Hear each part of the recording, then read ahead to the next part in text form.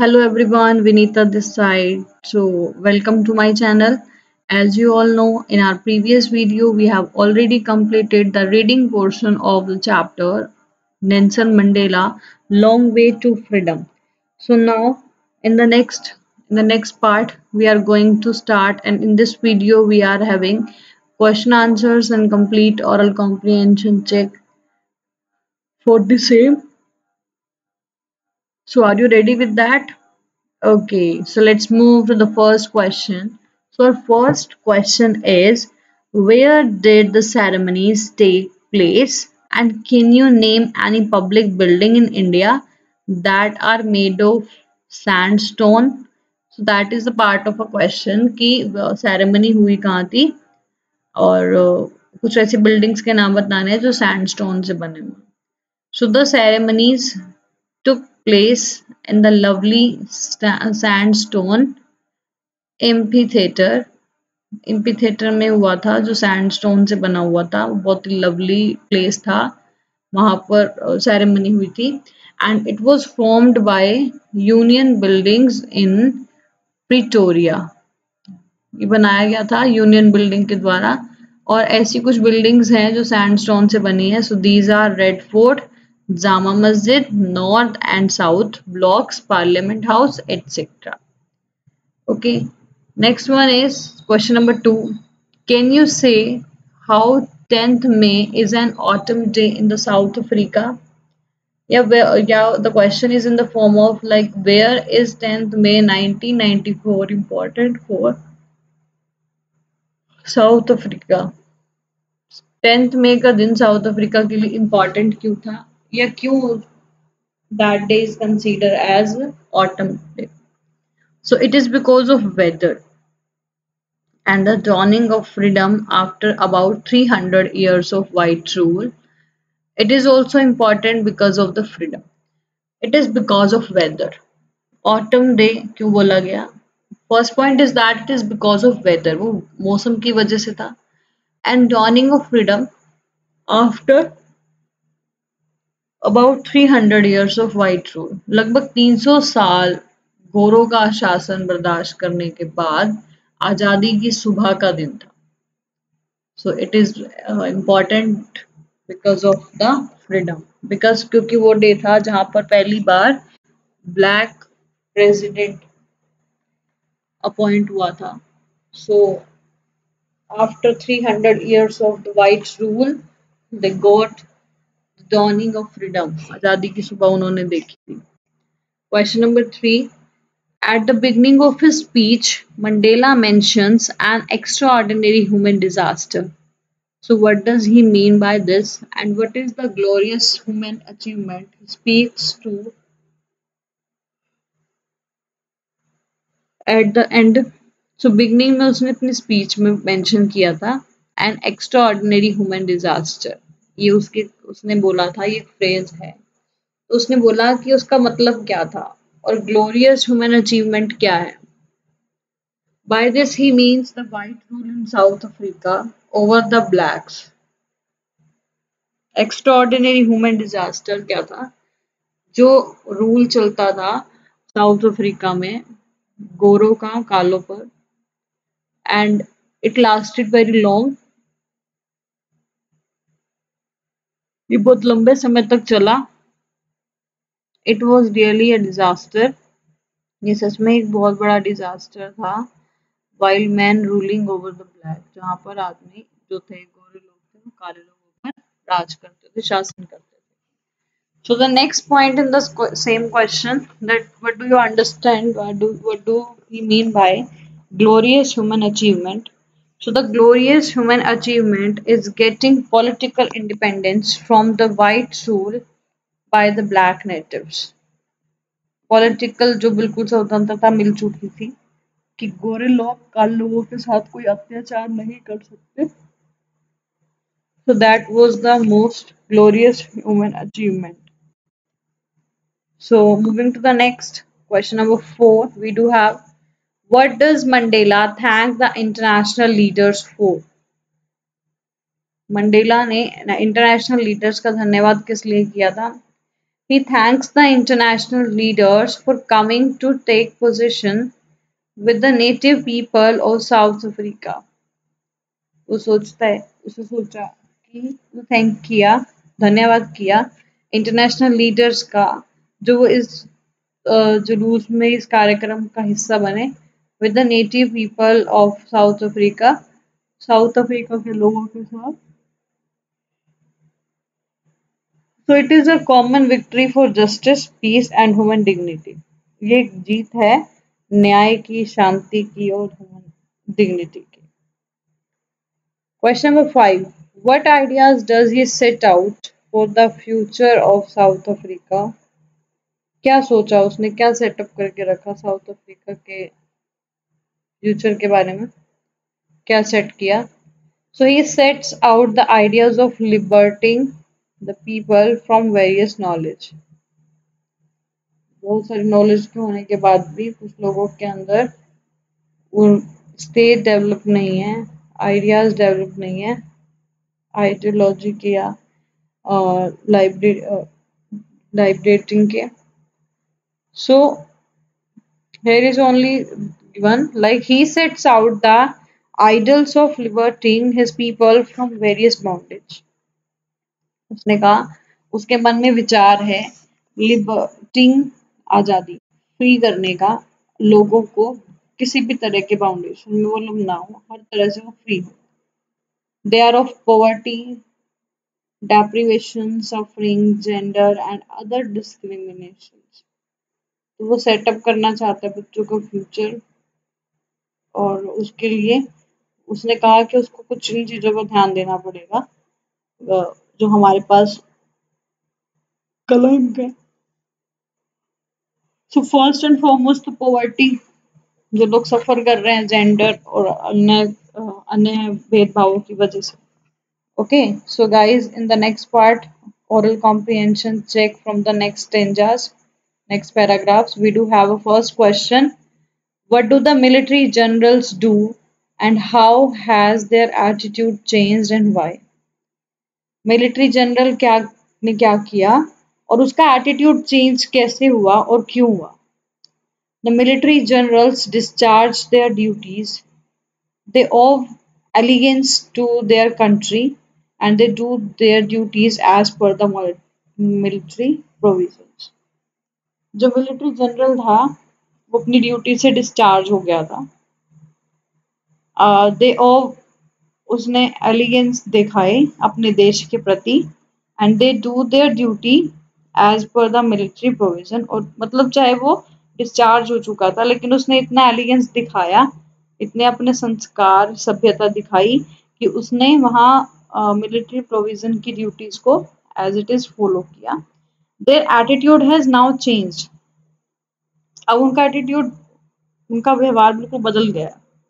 They care more for personal gains than their true duties as per the defence rules.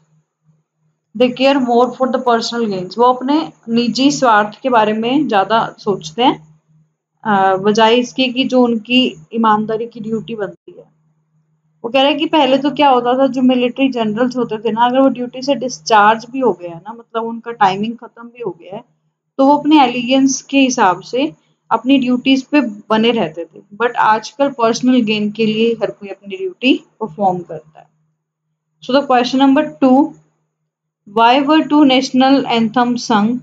वहां पर 2 national anthem क्यों गाए गए थे? 2 national anthems were sung as there were 2 main communities or races. वहाँ पे 2 समुदाय और धर्म के जाति के लोग थे. One was the whites and other of the blacks. गोरे लोग और काले लोग. So secondly, the anthem of whites was the anthem of the old republic. तो वहाँ पर दोनों के लिए जो anthem था ना वो प्ले किया गया था. So how was Mandela describe the system of government in his country? तो मंडेला ने कैसे डिस्क्राइब किया कि उसकी कंट्री जो है, वहाँ की जो गवर्नमेंट का सिस्टम है वो कैसा है? फर्स्ट डिकेड में कैसा था, फाइनल डिकेड में कैसा है, यानी कि 20th सेंचुरी. सो उसको इलैबोरेट करना था कि what is the difference. So answer is that in the first decade of 20th century, The whites of South Africa patched up their differences. They built a system of racial domination against the black people of their own land. वो खुद उनकी खुद की जमीन पर काले लोगों के साथ बहुत तरह का दुर्व्यवहार करते थे, उनके साथ भेदभाव करते थे और हमेशा डिफरेंस क्रिएट करते थे। But in the final decade the system had been overturned forever. वो सिस्टम, वो पॉलिटिकल, वो नीतियां, वो बिल्कुल हमेशा के लिए बिल्कुल चेंज हो गई। It was replaced by another. ये दूसरे से रिप्लेस हो गई, मतलब इसकी जगह कुछ और हो गया। It recognized the rights and freedoms of all people regardless of their skin color. उनके स्किन के कलर को देखने की बजाय उस चीज को इग्नोर कर दिया कि वो कुछ नहीं होता, कलर डजेंट मैटर। तो उसने सिर्फ उसको बताया कि मैंने अब 20th सेंचुरी में जो चेंजेस देखे हैं वो क्या है कि लोग जो है ना बिना किसी कलर भेदभाव के अपने राइट्स को, दूसरों के राइट्स को, फ्रीडम को रिस्पेक्ट देते हैं। So that is the main difference between first decade and final decade. So here we are having question number 4. What does courage mean to Mandela? Courage का मतलब क्या था? Courage not to absence of fear but the triumph over it. डर से भागो नहीं, डर पे जीत हासिल करो. That is the confidence. So which does he think is natural? To love or to hate? Natural चीज क्या है जो हमारी ह्यूमन नेचर से आती है? प्यार करना या नफरत करना? He thinks that love comes more naturally to the human heart than its opposite hate. He thinks, वो सोचता है कि जो प्यार है वो ज़्यादा नेचुरली तरीके से आता है इंस्टेड ऑफ हेट, क्योंकि हेट तो क्या होता है ह्यूमन हार्ट में ना चाहते हुए भी हो जाती है। मीन्स टू से कि हम उस सिचुएशन में आ जाते हैं, हमारे नेचर में वो चीज़ आ जाती है। बट किसी को प्यार करने के लिए, किसी से लगाव बनाने के लिए हमें कभी किसी भी चीज़ को आर्टिफिशियली बनाना नहीं पड़ता, वो चीज़ नेचुरली होती है। So now again we do have some oral comprehension check from page number 24. So first question, what twin obligations does Mandela maintain? कौन से दो उसने बताया कि हमारे कर्तव्य हैं, फर्ज हैं। So according to Mandela, so he mentions the twin obligations. उसने दो obligations के बारे में बताया। One obligations to his family, his friends, his parents, his wife and children. पहली जिम्मेवारी जो इंसान की, नागरिक की है, वो अपने पेरेंट्स के प्रति है, अपनी वाइफ, अपने बच्चों के प्रति है। Second, obligations to his people, his community and his country. और दूसरा जो कर्तव्य है, जो फर्ज है, वो किनका है? वहाँ के लोगों का, वहाँ के समुदाय का, वहाँ के देश का। So next question, what did being free mean to Mandela as a boy and as a sister, as a student? How does he contract these transitory freedom with the basic and honorable freedoms? So Mandela जब as a student था तो क्या चीज उसने face की थी, उसका क्या कंट्रास्ट था फ्रीडम को लेकर? As a boy, Mandela meant by being free to wander in the fields near his hut. वो फ्री होता था, उसको आज़ादी थी कि वो घूम सकता था खेतों में जो उसके घर के पास थी। It was to swim, to run through the village. वो फ्रीडम जो थी वो किसी भी तरह की थी, स्विमिंग करने की, भागने की गाँव में। Also it was to roast meals at night and to ride the bulls. कई बार तो वहां पर इतना लंबा टाइम भी हो जाता है कि उनको मतलब क्या है, वो कह रहा है कि मैं फ्री हूँ कि मुझे रात रात तक बुल्स के साथ जो है ना वो राइड करता था। As a student he mean to be free to stay out at night. वो रात को बाहर रुक सकता था, उसको इस चीज की आज़ादी थी। It was to read what he please to read. जो पढ़ना चाहता था वो पढ़ता था, जहाँ जाना चाहता था जहाँ वहां जाता था। It was also to be as per their potential. उनके पोटेंशियल के अकॉर्डिंग भी है। So these are transitory freedoms, but the basic and honorable freedoms were the freedom of the people. उसने बोला है कि ये हाँ एक बहुत ट्रांजिटरी फ्रीडम है, बट जो ये बेसिक ऑनरेबल फ्रीडम है ना, ये लोगों की फ्रीडम है जो इंसान की डिग्निटी और सेल्फ रिस्पेक्ट के लिए बहुत ज्यादा जरूरी होती है. Does Mandela think the oppressor is free and why or why not? Mandela को क्या लगता है जो ऑपरेसर होता है क्या वो बिल्कुल फ्री होता है? Mandela thinks that the oppressor is not free like the obsessed. वो फ्री नहीं होता. Or a person who takes away another man's freedom is a prisoner of land.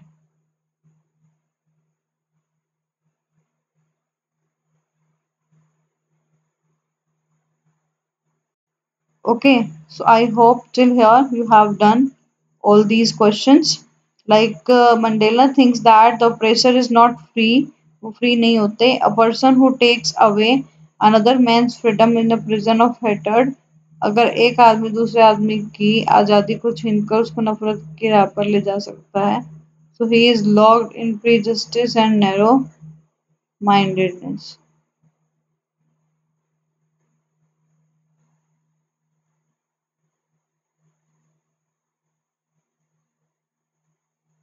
Yes, so now we are going to read the thinking about the text. So our first question from that, from page number 24. Why did such a large number of international leaders attend the inauguration? वो inauguration जो था वो बहुत सारे leaders ने बहुत बड़ी संख्या के लोगों ने अटेंड किया था, इंटरनेशनल लीडर्स ने भी. So what did it signify the triumph of? ये किस पे जीत दिखाता है? So large number of international leaders attended the inauguration to pay their respect. वो अपने रिस्पेक्ट पे करना चाहते थे. It signified the triumph of human freedom and democracy. ये दिखाता है कि ह्यूमन जो है उसमें कितनी फ्रीडम है, आज़ाद है वो, और उसके साथ मेन है कि उसकी डेमोक्रेसी कैसी है. It also signified the importance of political independence.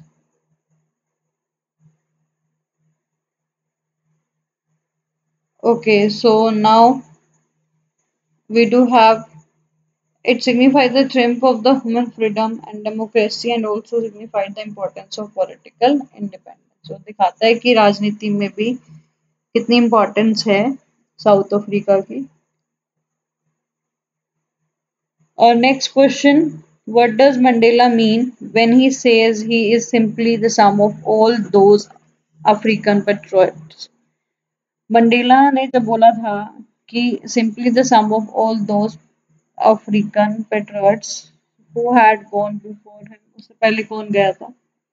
So the author means that like those patriots he also felt and great need of political independence of the country. उसने बोला है कि ऑथर के कहने का मतलब था कि जैसे देशभक्तों को जरूरत है पॉलिटिकल इंडिपेंडेंस की कंट्री में. So let us them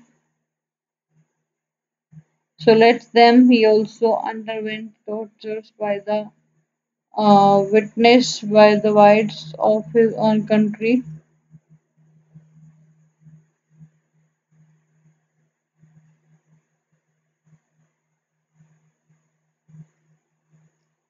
Yes, good. So I hope have you done, आपने पढ़ लिया होगा इसको. ये जो गैप आता है बेटा इसमें इसलिए यही होता है कि आप एक बार इसको पढ़ लीजिए कि क्या हमें दिया हुआ है कि the author means that like those patriots he also felt the great need of.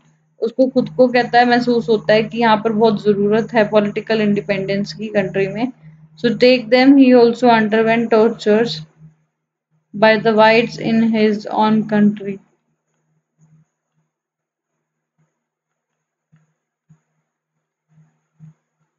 Yes, good. So the author ने महसूस किया कि उसको भी ज़रूरत है, उसके नेशन को भी ज़रूरत है पॉलिटिकल इंडिपेंडेंस की. So like them he also underwent tortures, ताकि उसको उनको दोबारा वो टॉर्चर ना कर पाए जैसे पहले उन पर शासन चलता था. Would you agree that the depth of the obsession create height of character?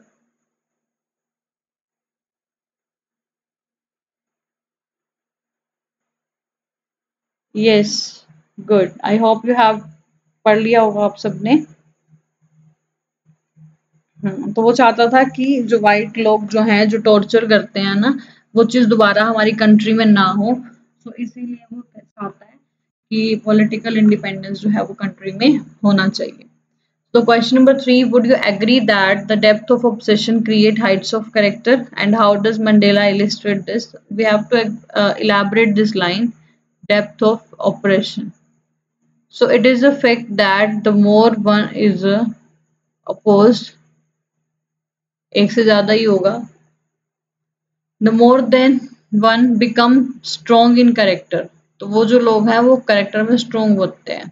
Mandela says that the decades of obsession and brutality produce many patriots. ये जो कार्यक्रम है जो ये दिख रहा है हमें जो जैसे चल रहा था वहां पे बहुत सारी राजनीति ऐसी ऐसी दिखाई गई जो मतलब काम आ सकते थे देश के। So we do have so many person like Oliver Tambo, Welter, Chief Justice, Yusuf Dadus, etc. कुछ more examples भी हैं like Mahatma Gandhi, Jawaharlal Nehru, Sardar Patel, Lokmanya Tilak, Subhash Chandra Bose, Bhagat Singh etcetera. These are the people जिन्होंने डेप्थ ऑफ ऑब्सेशन को समझा और उससे हाइट ऑफ कैरेक्टर बनाया कि किसी के सामने दबने से कुछ नहीं होता, अपने मन के विचारों को भरना सबसे बड़ा positive point. Next question number 4, how did Mandela's understanding of freedom change with age and experience? Mandela की जो अंडरस्टैंडिंग थी वो कैसे चेंज हुई एज और एक्सपीरियंस के साथ? His first Mandela thought of personal freedom like doing what one liked. Mandela ने कहा कि सबसे पहले कि सोचा that the freedom, personal freedom, like doing what you liked, वैसे ही करती है जो तुम्हें पसंद है। But as he grew up, he started misunderstanding freedom or as indivisible. जब तक उसके पेरेंट्स उसके साथ थे, उसका ध्यान रख रहे थे, तब तक तो सब कुछ ठीक था। बट जैसे अब हमें लग रहा है कि कोई मतलब पर्टिकुलर पॉइंट ऐसा है कि जहाँ पर उसने बोला है बट ही ग्रू अप, जैसे जैसे वो बड़ा हुआ या होगी, it started understanding freedom as invisible, several started understanding. अब लोगों ने क्या किया, मतलब महसूस करना स्टार्ट कर दिया। ये उनके खुद के नागरिक थे। ही thought of freedom of all his own people more important than anyone else. उसको लगा कि ये भी फ्रीडम के बारे में ही है कि मैं और लोगों की बजाय अपने ही देश के लोगों को इम्पोर्टेंस दूं। So our fifth question, how did Mandela's hunger for freedom change his life? Mandela की जो भूख थी आजादी को लेकर, उसने उसकी लाइफ में क्या चेंजेस किए? Mandela's hunger for freedom changed him into a great man. उसकी जो भूख थी आजादी को लेकर, उस भूख ने उसको एक बहुत महान आदमी बना दिया। A statement, a visionary. He worked day and night for it. वो पूरी दिन रात इसी पे काम करती रही। He underwent physical and mental tortures. अगर वो ऐसा नहीं करती, परफॉर्म नहीं करती, सारा दिन यही करती रहती, तो वो एक दिन अंडरग्राउंड प्रेशर जो है ना, वो प्रेशर यानी किसी का फिजिकल और मेंटल टॉर्चर जो है ना, वो फिर बर्दाश्त करना पड़ता है। तो वो वर्क हार्ड भी करे दिन रात और फिर कभी किसी का कोई मेंटल टॉर्चर, किसी का कुछ, तो वो कई बार होता है कि प्रॉब्लम क्रिएट कर जाता है। So that is the point that should be in the form of Nelson Mandela, where only that point is enough. That freedom is the hunger of freedom एक इंसान को बहुत ज़्यादा change कर देता है। Now thinking about language, we do have some questions like there are nouns in the words. We have to convert the noun. So here we do have some words and we have to collect characters classified into verbs. Okay, so these are some activity based questions, nothing else. So I hope you will enjoy the video. Only I just want to clear one thing from you, that Nelson Mandela was the first black president of Yes. So that is a freedom fighters fight with the black people, and I hope you did enjoy it and learn these questions properly. We will meet you soon after this video. After this video, we are going to learn something more about some questions. Okay, guys. So thank you. Thank you. Have a nice day.